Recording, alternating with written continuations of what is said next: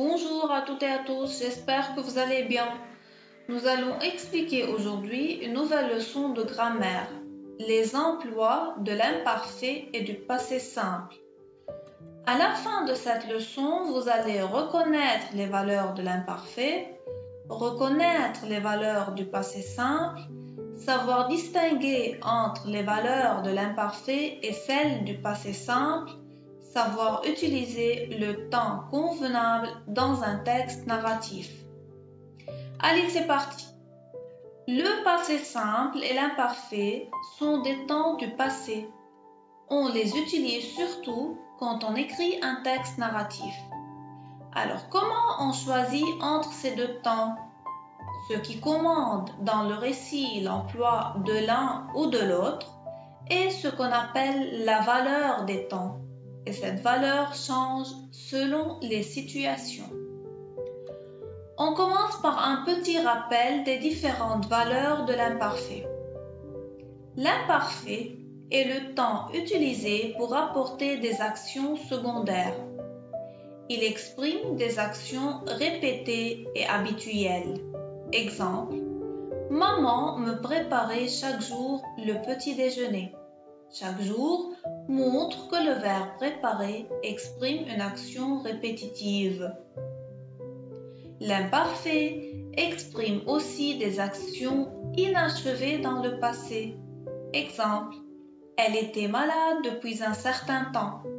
Le verbe était exprime une action qui a commencé dans le passé mais qui n'est pas encore finie. L'imparfait introduit des éléments descriptifs. Elle portait une robe rose qui lui allait à merveille. On a utilisé l'imparfait avec le verbe porter et le verbe aller pour décrire la fille et sa robe. On passe aux valeurs du passé simple qui est le temps utilisé pour apporter des actions importantes, celles qui font progresser le récit. Si l'imparfait rapporte des actions secondaires, le passé simple, quant à lui, rapporte des actions de premier plan. Le passé simple exprime une action limitée dans le temps, achevée et unique, c'est-à-dire chaque action n'a lieu qu'une seule fois et quand une nouvelle action commence, la précédente se termine. Exemple, le chevalier entra dans la forêt, chercha le méchant dragon dans tous les coins et le tua avec son épée magique, puis il sauva la princesse et la ramena chez elle. Les verbes dans ce passage sont au passé simple. Ces verbes nous indiquent qu'on est dans un texte au passé.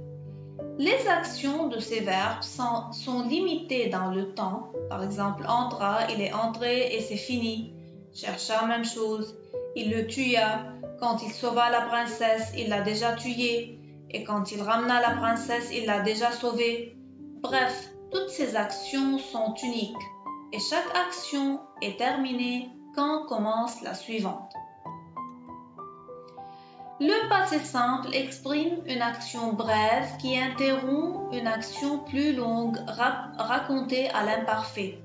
Exemple, tout était calme dans la maison quand tout à coup j'entendis un bruit.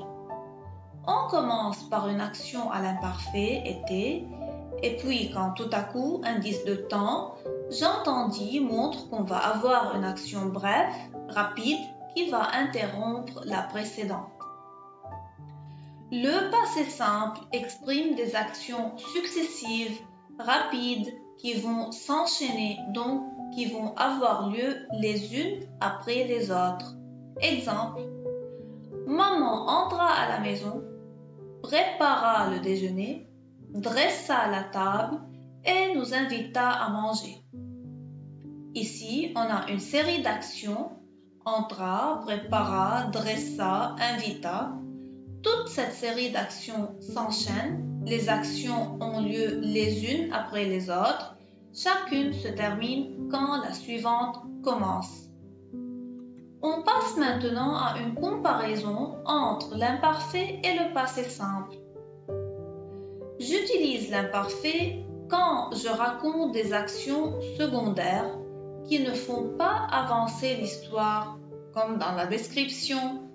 Exemple, il attendait, angoissé, l'horizon s'assombrissait rapidement. Par contre, le passé simple raconte des actions principales qui font avancer l'histoire. Exemple, soudain, une porte claqua, une ombre s'avança. L'imparfait exprime des actions inachevées qui ne sont pas terminées au moment de l'histoire. Exemple, elle régnait depuis 20 ans, c'est-à-dire elle règne encore. Le passé simple, au contraire, exprime des actions achevées, finies.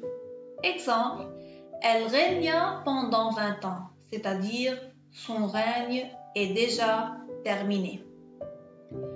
L'imparfait exprime en plus des actions répétées ou habituelles.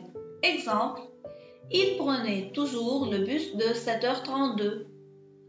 Tandis que le passé simple exprime des actions uniques. Exemple, il prit le bus de 7h32. C'est une action qui a eu lieu une seule fois. Et enfin, l'imparfait exprime des actions simultanées, c'est-à-dire qui se passent en même temps. Exemple, elle déjeunait et préparait sa réunion. Les deux actions se passent en même temps. Alors que le passé simple exprime des actions successives.